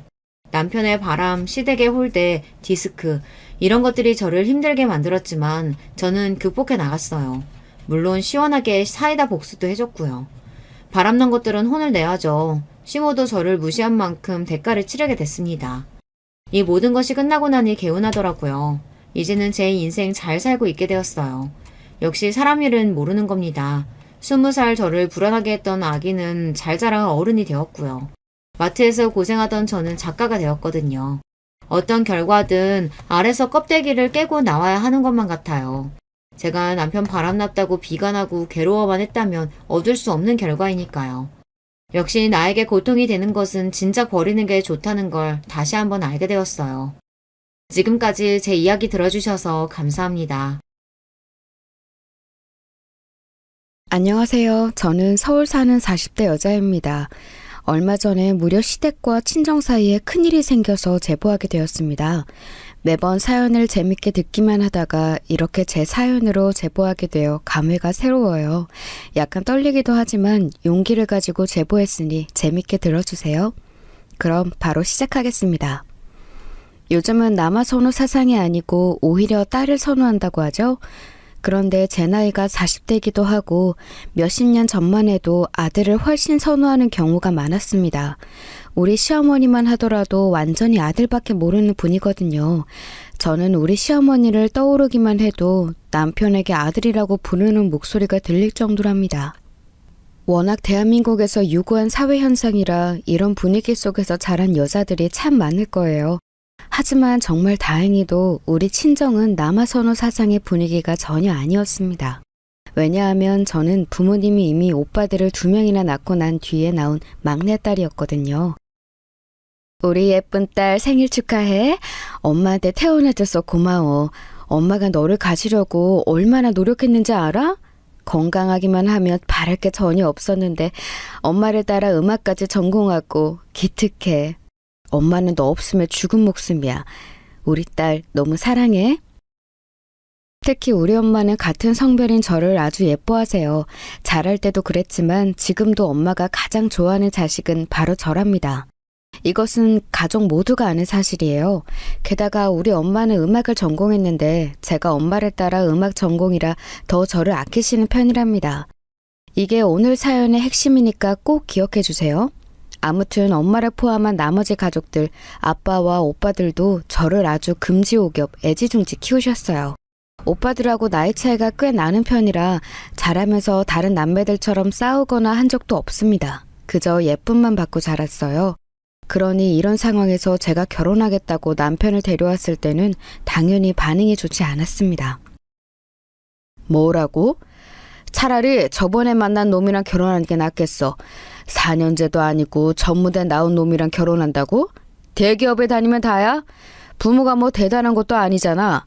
동네에서 그냥 엄마 혼자 식당 작게 한다며. 나는 저런 집의 자식한테는 우리 딸 못 보내. 지선아, 엄마 기절할 것 같아. 우리 딸이 지금 저런 놈이랑 결혼한다고 생각하니까 눈물이 나와. 결혼 안 하면 안 되겠어? 곱게 키웠더니 이게 무슨 일이야. 내 새끼 아까워서 어떡해. 안 그래도 몸도 안 좋은데 저런 집에 보내면 내 딸 단명해. 남편과 저는 아주 우연히 친구의 생일 파티에서 만났어요. 처음 봤을 때는 그렇게 관심이 가지 않았는데 만나서 대화할수록 저랑 가치관도 비슷해서 끌렸습니다. 무엇보다 다정하고 사람이 한결같았거든요. 사실 이제껏 만난 남자친구들은 제 집안 배경이나 제가 가진 것에 더 집중했다면 남편은 저를 있는 그대로 사랑해주는 사람이었어요. 그런 점에서 반해서 결혼한다고 말했더니 부모님은 아주 심하게 반대했습니다. 지선아, 오빠가 새언니랑 좋은 사람 찾아볼게. 그러니까 다른 사람도 만나봐. 이게 네가 지금 어려서 모르나 본데 결혼은 사랑만으로 하는 게 아니야. 결혼 생활에서 경제적인 요소가 얼마나 중요한지 알아? 우리 집이 잘 사는데 그게 뭐가 걱정이야? 그건 양쪽이 다 여유가 없을 때 문제가 되는 거잖아. 우리 부부한테는 해당 사항이 없을걸? 그리고 내가 좋아하는 사람이라는데 왜 이렇게 반대하는 거야? 언제는 내가 하고 싶은 거 다 하고 살라며? 결혼은 애들 장난도 아니고 가족들이 반대하는 거면 당연히 이유가 있겠지. 우리는 다 너를 생각해서 그러는 거잖아. 나중에 후회하는 것보다는 지금 아예 시작하지 않는 게 나아. 너는 대학원까지 나오고 유럽에서 유학도 했는데 상대는 전문대를 나왔으니 말은 제대로 통하긴 해? 웃기네. 오빠들하고 대화하는 것보다 훨씬 잘 통해. 그리고 그렇게 조건에 맞는 남자들 만났을 때는 오히려 나를 사랑하는 느낌이 들지 않았어. 이왕 결혼하는 거 내가 사랑하는 사람하고 하겠다는데 오빠들만이라도 내 편을 들어줘야 하는 거 아니야? 그러면 집안이라도 좋아야지. 사람 대 사람을 떠나서 집안끼리 비교해도 너무 그쪽에 아무것도 없잖아. 게다가 홀어머니라며. 엄마가 그러던데 집도 못 해준다며? 도대체 그런 집에 우리가 너를 어떻게 시집을 보내? 그리고 이혼 가정이라며. 아니, 물론 요즘은 이혼한 사람이 많다는 거 오빠도 알아. 그런데 우리처럼 정상적인 가정의 아들하고 결혼하는 것을 바라는 건 당연하잖아. 우리 가족이 너를 얼마나 애지중지 키웠는데. 오빠들이 이렇게 저한테 반대하거나 뭐라고 했던 것도 처음이었어요. 자라면서 가족들은 언제나 제 편이었는데 처음으로 이런 상황을 맞이하니 속상했습니다. 그런데 여러분, 그거 아세요? 이렇게 주변에서 반대하면 오히려 반발심이 들어서 더 하고 싶다는 사실이요. 그리고 저는 부모님과 오빠들의 반응을 남편에게 말하지 않았습니다. 그래서 남편은 집에서 이렇게까지 반대하는 것을 모르고 있었어요. 자기야, 부모님 반응은 어때? 우리 결혼식 날짜도 잡아야 하잖아. 이제 자기네 집에 가서 인사드려야 할 것 같은데 날짜 제대로 잡고 자기 부모님 보러 가자. 워낙 바쁜 분들이라 시간 나는 게 많이 힘든가 봐. 아, 날짜? 그래, 우리 집에도 인사드려야지. 그치? 근데 자기네 집이 여기서 더 머니까 먼저 가자. 우리 부모님은 같은 서울이니까 나중에 봐도 돼. 집에서 너무 심하게 반대하니까 차마 남편을 보여줄 수가 없었어요. 데려가면 분명히 남편에게 상처가 될 상황이 발생할 것 같았거든요. 하지만 그렇다고 시간을 더 미룰 수도 없었습니다. 그래서 일단 남편의 집에 먼저 인사를 가게 되었어요. 우리 아들이 내가 이렇게 힘들게 일해서 키웠거든. 집안 사정이 좋지 않으니까 혼자 남들은 다 받는 과외도 안 받고 학원도 안 다녔어. 그래서 어쩔 수 없이 전문대를 갔는데 얘가 고등학생 때 얼마나 공부를 잘했는지 몰라. 어렸을 때는 우리 아들 보고 학교 선생님들이 영재라고 했다니까. 그래요? 저도 수영 씨가 똑똑해서 말이 잘 통하니까 좋아요. 어머님 혼자 키우시느라 고생 진짜 많으셨어요. 이런 힘든 상황에서 수영 씨가 크게 엇나가지 않은 것을 보면 어머님이 진짜 잘 키우셨다고 생각해요. 우리 아들이 말이야, 어려서부터 사고도 잘 안 쳤어. 조용하고 말도 얼마나 잘 들었는지 몰라. 학교에 상담 가도 애가 여자애들처럼 조용하다고 칭찬이 얼마나 많았는데? 내가 혼자 식당 하는 거 아니까 학교 끝나고 와서 나 도와서 일했어. 그래서 우리 아들을 사익감으로 탐냈던 사람이 한둘이 아니야. 시어머니는 서울과 2시간 정도 떨어진 지방에서 작게 식당을 운영하고 있었어요. 인사를 하러 처음 뵈러 갔는데 아들에 대한 사랑이 아주 큰 분이셨습니다. 가서 남편이 어렸을 때부터 얼마나 대단했는지 시어머니에게 3시간이 넘게 자랑을 들었어요. 내가 남편하고 이혼하고 의지할 곳이 우리 아들밖에 없었어. 힘들 때마다 아들이 얼마나 나에게 큰 힘이 되어주었는지 몰라. 이런 아들이 결혼해서 내 곁을 떠난다고 생각하면 사실 너무 슬퍼. 그러니까 결혼해서도 한 달에 한 번은 봤으면 좋겠어. 가능하겠니? 한 달에 한 번이요? 네, 노력해 볼게요. 어머님이 아무래도 혼자 계시니까 수영 씨도 많이 걱정하더라고요. 최대한 시간 내서 올 수 있도록 할게요. 그래, 고맙다. 내가 자식이라고는 수영이 한 명이라 그래. 지선이 네가 이해해 주렴. 나도 자식이 한 명이라도 더 있었으면 이러지 않았을 텐데 말이야. 제주도나 부산도 아니고 이 정도면 충분히 올 수 있으니까 엄마 너무 걱정하지 마. 적적하면 우리 신혼집에 와서 며칠 있다 가도 되잖아. 지선이도 일하니까 엄마가 와서 아기 봐주면 되겠다. 장모님은 일하느라 바쁘시거든. 안 그래도 내가 아들이 결혼한다고 하니까 주변에서 손주볼 기대를 하라고 하더라. 엄마가 알아서 잘 키워줄 테니까 그건 걱정하지 마. 이왕이면 딸보다 아들이 키우기 쉬우니까 첫째는 아들이었으면 좋겠네. 결혼 전에는 이렇게 시어머니와 사이가 애틋한 남편을 보고 저는 가정적이라고 생각했어요. 시어머니를 잘 챙기는 것을 보며 저와 결혼해서 아내와 자식한테도 잘하겠다고 생각했죠. 가정적인 사람을 남편으로 두고 싶었던 마음은 누구나 가지고 있는 거잖아요. 이렇게 시댁에 인사를 마치고 저는 드디어 남편을 우리 친정으로 데려갔습니다. 그 전에 친정에 저는 무조건 남편과 결혼하겠다고 당당하게 밝힌 다음이었죠. 당연히 부모님과 오빠들의 반대가 심했지만 저도 고집이 상당해서 막무가내로 이어갔습니다. 우리 딸이 몸이 약한 편이라 그게 제일 걱정이네. 나는 내 딸이 고생하는 것을 전혀 원하지 않아. 물론 자네를 믿지만 만약 우리 딸이 고생하거나 힘들어서 몸이 약해지면 우리 가족은 가만히 있을 사람들은 아니야.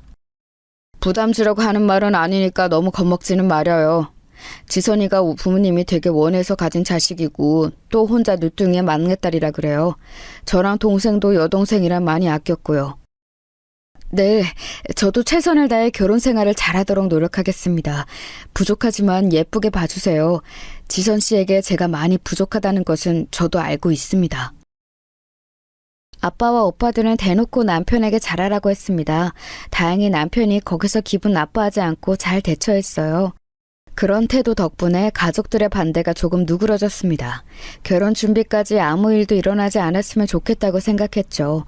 그런데 문제가 생기기 시작한 것은 시어머니와 우리 친정엄마의 기싸움이었어요. 제일 먼저 결혼식 장소였습니다. 우리 쪽이 훨씬 보증 인원이 몇 배나 많잖아. 그리고 상식적으로 서울에서 지방 가는 거랑 지방에서 서울 오는 거랑 당연히 서울로 오는 게 편하잖아? 내가 많은 거 바라는 거 아니잖아. 원래 장소는 그리고 여자 쪽에 맞추는 거야. 나도 알지. 그런데 시어머니가 결혼식을 남편 고향에서 꼭 하고 싶대. 뭐 듣기로는 집안 어른 중에 거둥이 불편한 사람이 많은가 봐. 남편도 되게 곤란하게 생각하고 있어. 열심히 설득하고 있다는데 쉽지 않나 보더라. 엄마는 절대 결혼식 장소 양보 못해. 엄마랑 아빠 손님들만 해도 몇 명인 줄 알아? 게다가 너랑 사위 지민들도 다 서울이잖아. 그 시골에 우리 인원 다 수용 가능한 결혼식장이 있기는 하니? 일단 나도 시어머니랑 전화해볼게. 그러니까 너무 화내지만 말고 조금만 기다려. 이런 식으로 부딪힐 줄은 몰랐어. 결혼을 준비하며 저는 너무 머리가 아팠습니다. 가장 먼저 결혼식장 선정을 하는데 시어머니가 자꾸 남편의 고향에서 하길 원하셨어요. 우리 쪽이 인원도 훨씬 많았고 남편과 제 지인도 다 서울에 거주려 해서 서울이 편했거든요. 그런데 자꾸 본인 위주로 생각하더라고요. 내가 겨우 설득하긴 했는데 엄마는 본인이 무시당하고 있다고 생각하나 봐. 아무래도 서울에서 하면 멀어서 오는 사람이 적잖아. 그래도 내가 버스도 구하고 엄마 지인들 많이 참석할 수 있게 노력한다고 했어. 워낙 아버지랑 이혼하고 힘들게 살아서 나한테 많이 의지하거든. 어머님 말씀이 무슨 말인지는 나도 알아. 한 명이라도 더 참석시켜서 많아 보이게 하고 싶으셨겠지. 어머님 섭섭하지 않게 우리가 노력하자. 그래도 결혼식장 장소 문제는 남편과 제가 중간에서 많이 노력해서 일단락되었어요. 저는 여기서 더 문제가 되는 상황이 발생할 줄은 몰랐습니다. 하지만 그건 제 오산이었어요. 왜냐하면 그때부터 시작이었거든요. 두 번째는 바로 신혼집 문제였습니다. 우리 친정 부모님은 제 결혼을 마음에 들어 하지는 않았잖아요. 그래도 하나밖에 없는 막내딸이 없는 집안과 결혼하니까 걱정되셨는지 신혼집을 마련해 주셨습니다. 결혼식을 올리기 전에 미리 가전도 사서 넣어놓고 남편과 식을 올리고 바로 살 수 있게 준비하기 시작했어요. 그런데 그 신혼집이 신축 아파트였거든요. 그래서 시어머니는 신축 아파트가 신기한지 자꾸 올라와서 참견하기 시작했습니다. 문제는 여기서 발생했어요. 우리 친정엄마는 당신께서 마련해준 집이지만 저와 남편의 신혼집이라 오기 전에 저한테 미리 말하고 오셨거든요. 그런데 시어머니는 무작정 찾아와서 문을 열어달라고 하셨습니다. 그러다가 친정엄마랑 시어머니가 맞닥뜨린 날이 있었어요. 어머 사돈, 이렇게 갑자기 오시면 애들이 당황해요. 그래도 결혼해서 독립적인 가정을 이루는 애들이잖아요. 그러니까 앞으로는 이렇게 불쑥 찾아오는 것은 조금 자제해 주세요. 내가 내 아들 집에 오는 것도 눈치를 봐야 하나요? 그러는 사돈은 왜 여기서 며느리랑 같이 있는 거죠? 그리고 결혼이라는 건 서로 가족이 늘어나는 거지 독립적으로 갑자기 다른 사람이 되는 건 아닙니다. 저는 오기 전에 미리 우리 딸한테 물어보고 오거든요. 그런데 사돈은 우리 딸한테 물어보셨나요? 혹시 사위에게 말했는데 우리가 소식을 듣지 못한 건가요? 요즘은 예전과는 달라요. 시집살이는 말도 안 되는 얘기잖아요. 곱게 키운 우리 딸 편하게 살라고 이렇게 제가 집도 얻어준 거잖아요. 저는 시집살이 시킬 마음도 없었는데요.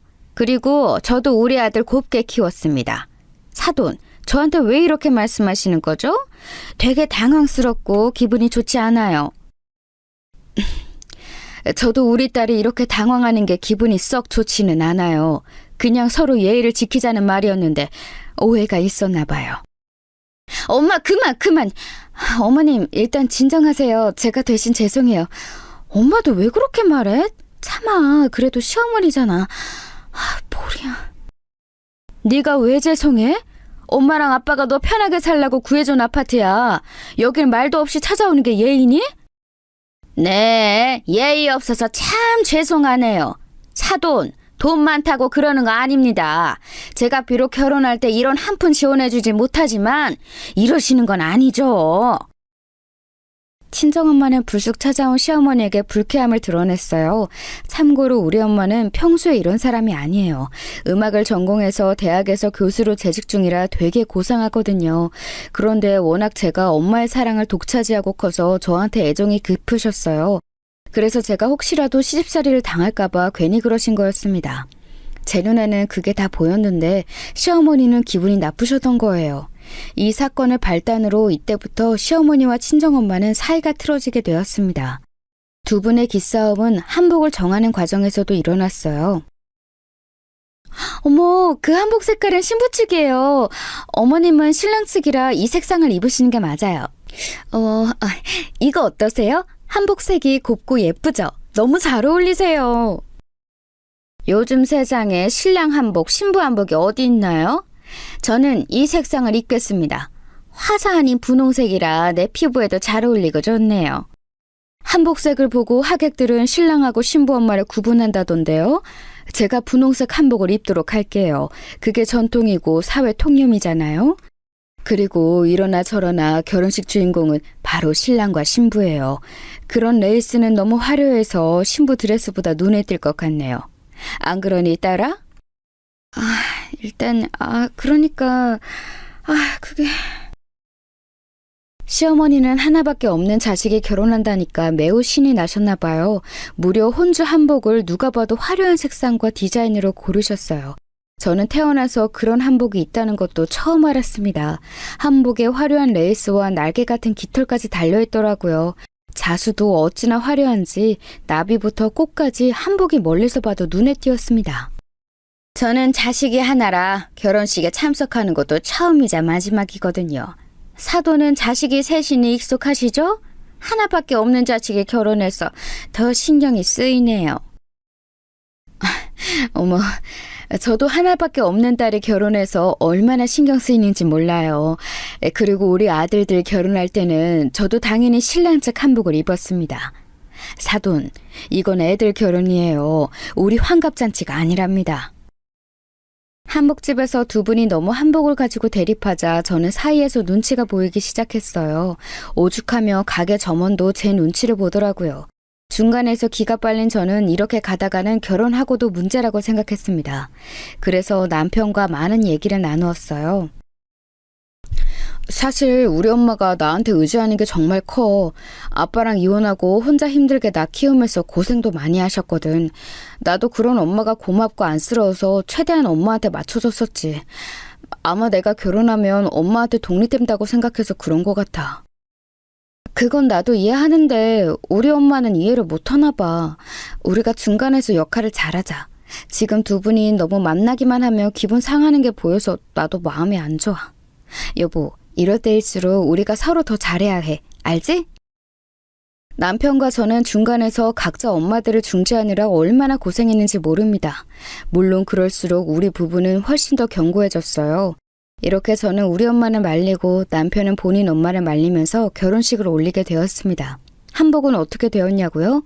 결국 남편이 시어머니를 말려서 색상은 하늘색을 입었으나 디자인은 매우 화려한 한복으로 골랐어요. 야, 나는 네 시어머니 한복 보고 깜짝 놀랐어. 그런 한복은 텔레비전에서나 봤던 것 같은데 실제로는 처음 봤어. 한 손깔 하는 것 같더라. 그래도 네 친정이 잘 사니까 얼마나 다행이야?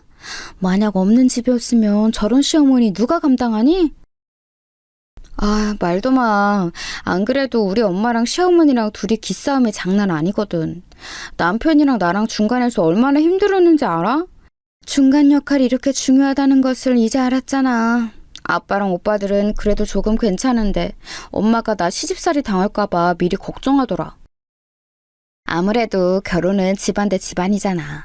서로 형편이 어느 정도 맞는 사람끼리 해야 하는데 그게 아니라서 그런 것 같아. 또 네가 누뚱이고 막내딸이라 어머님이 많이 아끼잖아. 중간에서 중재해서 노력해봐. 결혼식을 올리고 친구들을 만났는데 역시나 시어머니 한복 문제로 말이 나왔습니다. 한복이 너무 화려해서 진짜로 제 드레스는 보이지도 않았죠. 그때는 시어머니와 우리 친정엄마의 갈등을 중재하느라 정신이 없었는데 지금 보면 기가 막혀요. 마음 같아서는 여러분께 보여드리고 싶을 정도랍니다. 저는 그래도 결혼하고 남편과 제가 조용히 잘 살면 문제가 일어나지 않겠다고 생각했어요. 실제로 저랑 남편은 둘 다 일하는 직장인이라 바빴거든요. 시어머니와 친정엄마도 각자 직업이 있으니 부딪히지 않을 거라 생각했죠. 그런데 이것도 제 착각이었습니다. 오히려 갈등은 결혼하고 훨씬 심해졌어요. 남편과 저는 아이를 굉장히 빨리 가지고 싶어 했습니다. 둘 다 아이를 원하던 상황이었죠. 정말 다행히도 요즘 불임이 심하다던데 저는 신혼여행에서 아이가 생겼어요. 허니문 베이비로 임신해서 결혼과 동시에 태교를 시작하게 되었습니다. 지선아, 몸이 힘들면 엄마한테 언제든지 말해. 알겠지? 네가 어릴 때 몸이 안 좋아서 걱정된다. 엄마가 건강하고 튼튼해야 아기한테도 좋은 거야. 그러니까 몸 건강하게 관리를 잘해. 시어머니가 갑자기 찾아오고 그러는 거 아니지? 만약 그런 일이 발생하면 엄마한테 당장 전화해. 엄마가 결혼식 전에 시어머니랑 한판 했잖아. 그래서 확실히 시어머니가 집에 오기 전에는 말하고 오더라. 그런 거 생각하면 엄마한테 고마워. 나 시집살이 당할까봐 걱정하는 건 너무 고마운데 나는 괜찮아. 만약 무슨 일이 생기면 엄마한테 꼭 말할게. 엄마는 제가 임신하자 걱정을 더 심하게 하기 시작했어요. 그런 엄마가 고맙기도 하면서 한편으로는 그러니까 더 시어머니의 행동을 엄마한테 말하기 무섭더라고요. 워낙 문제를 일으키기 싫어하는 제 성격 때문이었죠. 그러다 사건이 하나 발생했는데 그건 제가 막달이었을 때 일어난 일이에요. 여보, 내가 너무 미안해. 그런데 저번 추석 때도 여보 몸이 안 좋아서 우리 고향에 못 갔잖아. 엄마가 너무 속상하다고 울면서 전화가 왔어. 나 혼자라도 간다고 했더니 며느리 얼굴을 까먹겠다고 난리라서 혹시 이번 주말에 가서 밥만 먹고 올 수 있어? 내가 막달이라 몸이 사실 많이 무거워. 그리고 우리 예정일도 진짜 얼마 안 남았잖아. 병원에서 최대한 병원 근처에서 있으라고 하더라고. 수술로 낫는 게 아니라서 조금 걱정이 되네. 나도 당신을 생각하면 내려가지 않는 것을 원해. 그런데 엄마가 너무 속상하다고 울고불고 난리가 아니셔. 가서 진짜 딱 밥만 먹고 바로 올라오자. 내가 저녁 먹으면 바로 올라가야 한다고 미리 말할게. 날짜가 너무 임박해서 걱정되긴 하는데. 알겠어. 그럼 딱 밥만 먹고 올라오는 거야? 알겠지? 임신하고 저는 다행히 입덧은 전혀 없었는데 문제는 태동이었어요. 배가 뭉치는 현상도 많이 발생했습니다. 하필 추석 때 배가 너무 뭉쳐서 저는 친정도 시댁도 방문하지 못했거든요. 그래도 친정은 같은 서울이라 부모님이 저를 보러 오셨지만 시어머니는 명절에 아들 부부를 볼 수 없었어요. 물론 나중에 시어머니가 올라오셔서 제가 맛있는 밥을 사드리긴 했었죠. 결혼과 동시에 생긴 아이라 신혼 때 양가에 잘 챙기지 못했던 것은 맞아요. 시어머니는 홀어머니라 더욱 외롭고 섭섭한 마음이 드셨을 거예요. 남편에게 전화해서 울며 보고 싶다고 계속 내려오라는 요구하셨대요. 그래서 저는 막달에 남편의 고향에 가서 출산 전에 시어머니를 보고 오게 되었습니다. 아유, 우리 아들 왔어? 우리 아들 결혼하고 엄마가 얼굴을 도통 못 봐서 너무 속상해. 아니, 그런데 왜 이렇게 마른 거야? 원래 결혼하면 행복하고 맛있는 거 많이 먹어서 살찐다고 하던데 이게 무슨 일이니? 며느리가 밥도 안 해주니? 에이, 아내가 지금 임신했잖아요. 내 밥은 내가 알아서 먹어야지. 엄마 집에 오면 이렇게 밥 먹을 수 있어서 좋아요. 지선아, 이리 와서 밥 먹어. 시어머니는 우리 부부가 찾아가자 그때부터 남편에게 지극정성으로 대하셨어요. 보고 있어도 보고 싶은지 연신 쓰다듬으셨죠. 그런데 이상하게 시댁에 도착하자 제 배가 또 뭉치기 시작했어요. 막달이고 예정일이 얼마 남지 않은 상태라 그런가 안색이 안 좋아지기 시작했죠. 태동도 매우 심해서 가만히 숨을 쉬는 것도 힘들더라고요. 밥은 당연히 넘어가지 않았고 음식 앞에 앉아있는 것도 곤욕이었습니다. 너는 왜 이렇게 안 먹니? 내가 너희 온다고 이렇게 며칠 전부터 열심히 준비했는데 입에 안 맞아? 맛이 없는 건 아닐 텐데. 우리 아들은 잘만 먹잖아. 지금 태동도 심하고 막달이라 앉아있는 게 조금 힘들어서요. 어머님, 저는 신경 쓰지 마시고 아들하고 오붓하게 드세요. 맞아요, 엄마. 아내가 출산일도 얼마 안 남았어요. 열심히 준비한 음식은 내가 먹을 테니까 너무 마음 상해하지 말고 아들 먹는 거나 지켜보세요. 시어머니는 제가 음식에 손을 대지 않으니 기분이 언짢으셨나 봐요. 저도 마음 같아서는 먹는 신용이라도 하고 싶었는데 도저히 그럴 수가 없었어요. 그런데 밥을 다 먹고 시어머니가 갑자기 집안일을 하기 시작하셨어요. 남편은 올라가려고 했는데 시어머니가 오랜만에 아들이 왔다고 시키는 일이 참 많으셨습니다. 곤란해하는 남편을 보고 저는 괜찮다고 눈짓을 보냈죠. 가서 청소기 가져와라.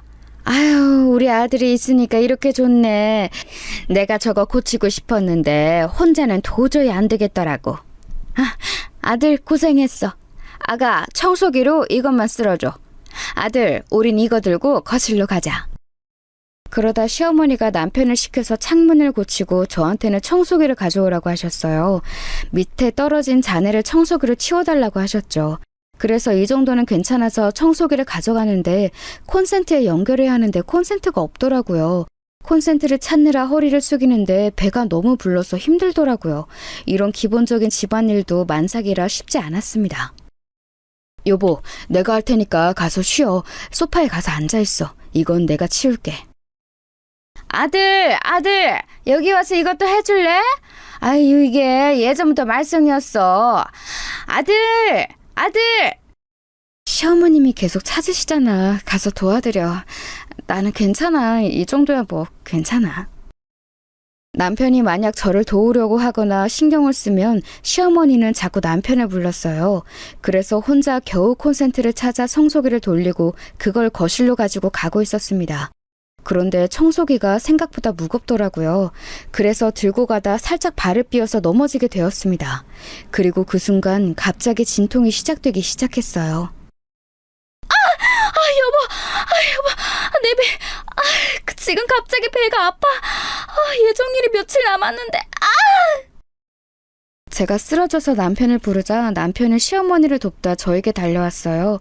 출산 날짜가 임박했던 날이라 이건 누가 봐도 진통이었습니다. 하지만 문제는 거기가 서울이 아니라는 점이었어요. 당장 아이가 나올 것 같은데 서울까지는 무려 2시간이 걸리는 거리였거든요. 엄마, 여기 주변에 응급실 없어? 산부인과는? 아니, 어떡하지? 여보, 괜찮아?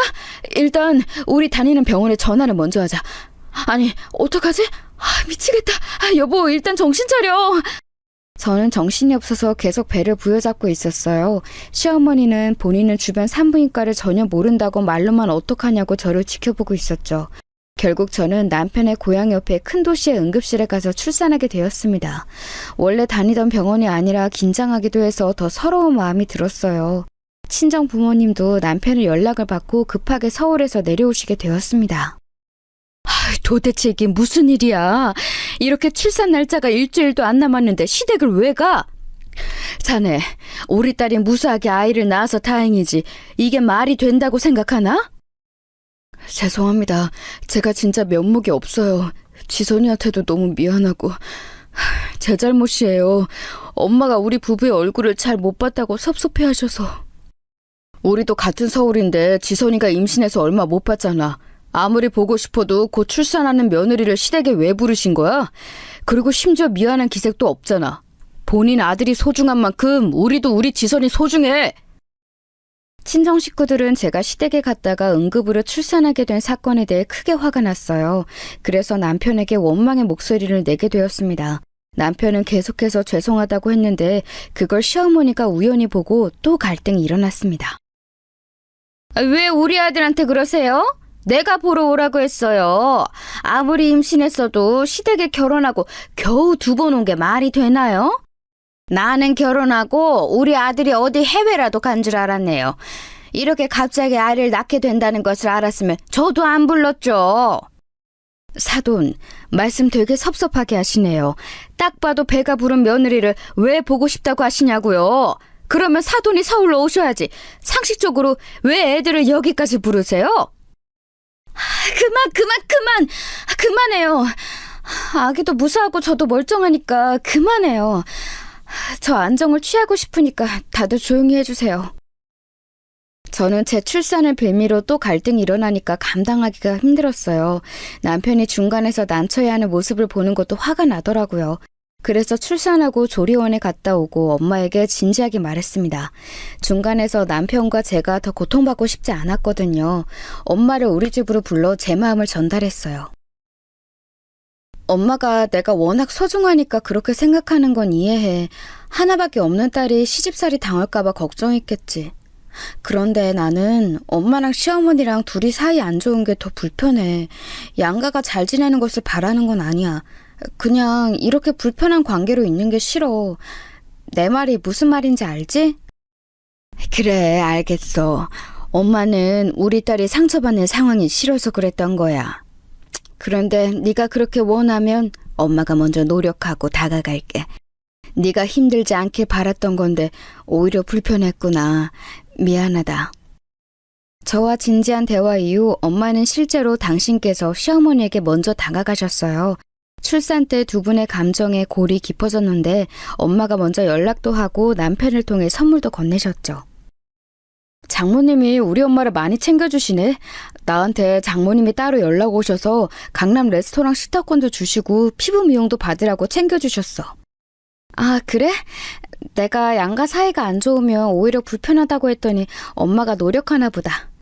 어머님도 내가 시댁에 갔다가 갑자기 출산해서 당황하셨을 텐데 과거는 다 잊고 우리 이제 잘해보자.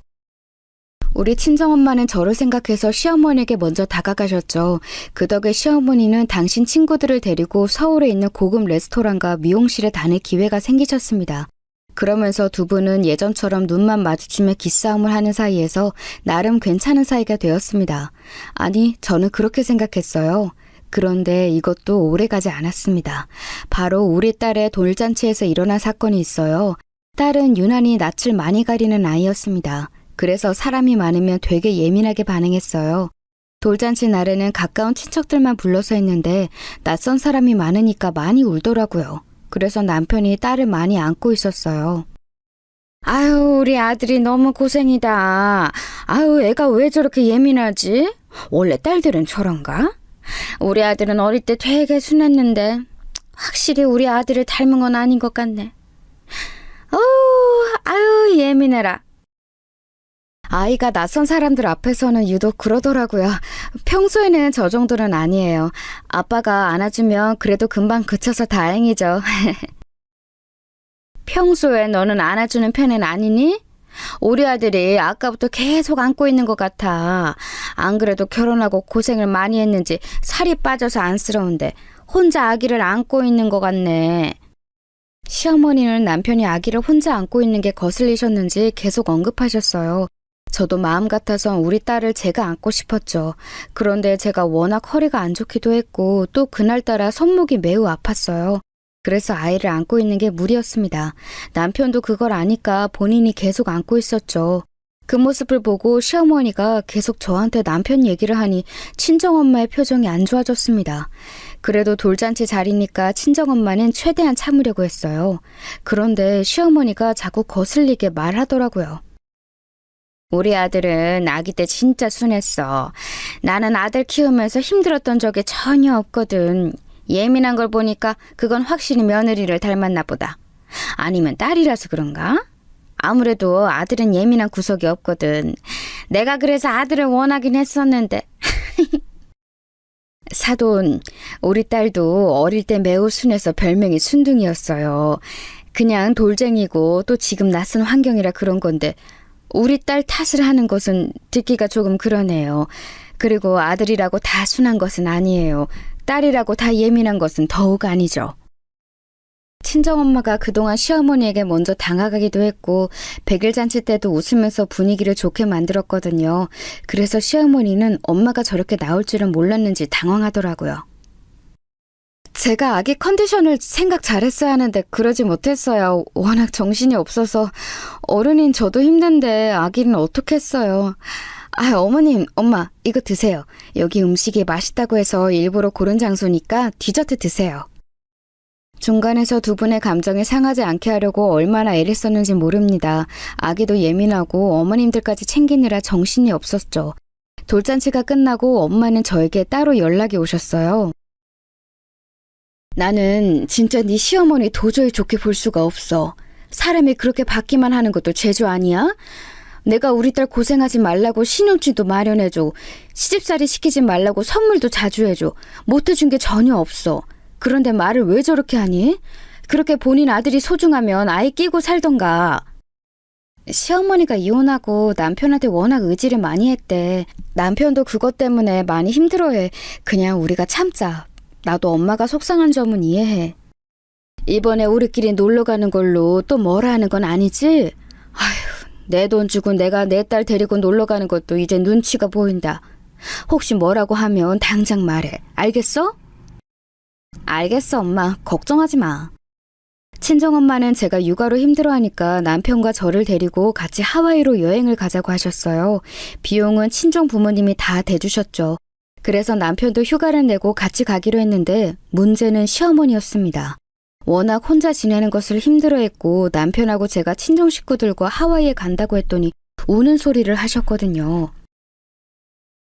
나는 살면서 해외여행을 가본 적이 없거든. 부럽기도 하고 속상하네. 뭐 우리 아들이 결혼을 잘해서 처가 돈으로 여행을 가는 것은 다행이라고 생각하는데 아니 그렇다고 나를 데리고 가라는 건 아닌데. 시어머니는 거의 하루에 한 번은 연락하셔서 하와이 얘기를 꺼내셨어요. 남편도 나중엔 질려서 저한테 전화를 받지 말라고 했죠. 친정 부모님의 돈으로 가는 거라 시어머니까지 같이 가는 것은 절대 상상할 수가 없었습니다. 하지만 시어머니가 너무 서운해하니까 남편과 저는 시어머니의 기분을 풀어주려고 노력했어요. 그러자 시어머니는 황당한 요구를 하기 시작했습니다. 너희 하와이에 가 있는 동안 내가 너희 집에서 머물러도 되겠니? 아니, 내가 그런 신축 아파트에서 언제 자보겠어. 그래도 되겠지? 시어머니는 우리가 여행을 간 동안 우리 집에서 머무르고 싶어 하셨어요. 남편과 저는 당연히 마냥 좋지는 않았지만 그러라고 하고 친정 식구들과 여행을 가게 되었습니다. 여행을 가서는 너무 좋았어요. 바다에서 오랜만에 아무 생각도 안 하고 친정 식구들과 남편과 사랑하는 우리 딸과 재미있는 시간을 보냈습니다. 만족스럽게 놀고 오면서 시어머니에게 줄 가방도 하나 선물해서 귀국했어요. 그런데 시어머니가 도통 시골로 내려갈 생각을 하지 않더라고요. 가방 너무 예쁘다. 내가 이런 가방을 들고 다니는 날이 오다니. 마침 고등학교 동창회가 작게 있는데 그거 강남로 고급 레스토랑에서 하더라고. 이 가방 들고 가야겠어. 거리도 여기서 가까우니까 그때까지 머물러도 되겠지? 고맙다. 시어머니는 며칠 뒤에 동창회가 있다며 우리 집에서 계속 머무르셨어요. 남편은 저한테 계속해서 미안하다고 말을 건넸습니다. 그리고 마침내 그날이 되었어요. 저는 친정엄마와 약속이 있어서 미리 나왔는데 저도 모르게 친정엄마에게 시어머니가 집에 있다는 사실을 털어놓았습니다. 뭐? 그게 사실이야? 아유, 기가 막혀. 너희 시어머니는 도대체 왜 그러는 거야? 그럼 아직도 너희 집에 있는 거야? 안 되겠다. 엄마가 내일 너희 집으로 갈게. 진짜 도저히 좋게 보려고 해도 좋게 볼 수가 없어. 아니야. 그래도 오늘 동창회 끝나고 내려간다고 하니까 일단 지켜봐야지. 엄마, 배고프다. 우리 이제 밥 먹으러 가자. 저번에 엄마가 나랑 가고 싶다고 한 레스토랑으로 가자. 거기 분위기 좋다며. 엄마는 당연히 제 말을 듣고 황당해하며 화를 내셨어요. 둘이 시어머니를 욕하면서 강남에 있는 고급 레스토랑에 가서 마저 말하려고 들어갔습니다. 그런데 너무 우연히 거기서 제가 누구를 마주쳤는지 아세요? 네, 바로 시어머니를 마주쳤습니다. 아줌마들 무리가 모여 있어서 봤더니 거기에 시어머니가 제가 하와이에서 사다 준 가방을 열심히 자랑하고 있더라고요. 순간 속으로 엄마랑 시어머니를 마주치게 하고 싶지 않았는데 이미 엎어진 물이었어요. 게다가 자리가 만석이라 유일하게 남는 자리가 시어머니 물이 바로 옆자리였습니다. 그래도 마주쳤으니 인사는 당연히 하려고 했는데 시어머니가 오히려 우리 모녀를 모른 척을 하더라고요. 주변 사람들이 시어머니에게 아는 사람이냐고 묻자 시어머니는 고개를 저으며 열심히 외면했습니다. 그 모습을 보고 친정엄마도 기분이 좋지 않은지 저만 바라보셨죠. 속으로 이게 무슨 일인가 싶었어요. 진짜 기가 막힌다, 지선아. 이게 지금 말이 되는 상황이니? 지금 너랑 내가 창피하다는 거야? 본인 지인들 앞에서 왜 저래? 어머, 그런데 저분 내가 아는 사람 같은데? 우리 학교에서 일하는 조교 어머님 같은데 얼마 전에 봤어. 어머, 진짜? 엄마, 일단 우리도 모른 척하자. 나도 기분이 좋지는 않네. 저 가방 게다가 내가 사준 가방이거든. 엄마랑 저는 그냥 식당을 나갈까 고민도 했지만 우리가 잘못한 건 없잖아요. 그래서 일단 가만히 밥을 먹고 나가려고 했어요. 그렇게 조용히 파스타를 먹고 오빠들 얘기를 하다 엄마가 잠깐 화장실에 가게 되셨습니다.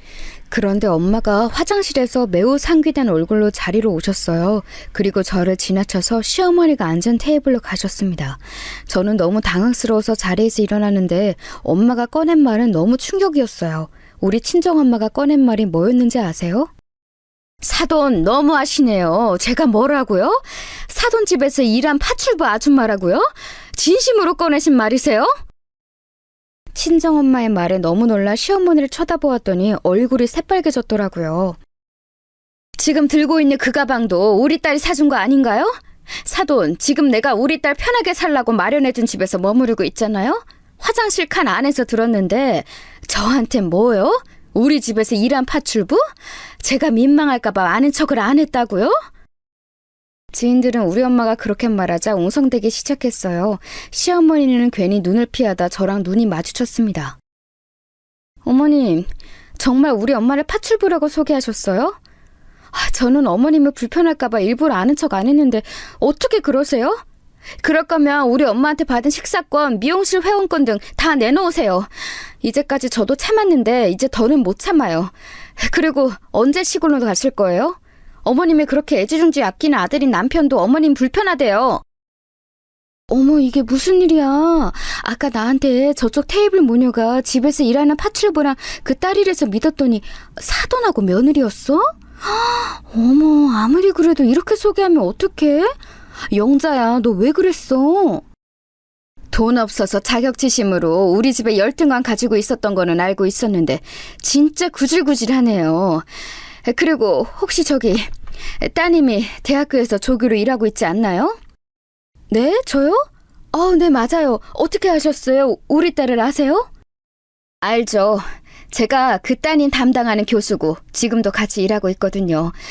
저는 남의 집에서 일하는 파출부가 아니고 대학에서 음악을 연구하고 가르치는 교수입니다. 만나서 반가워요. 어머, 안녕하세요. 아니, 어머, 참고로 저는 아까 아무 말도 안 했어요.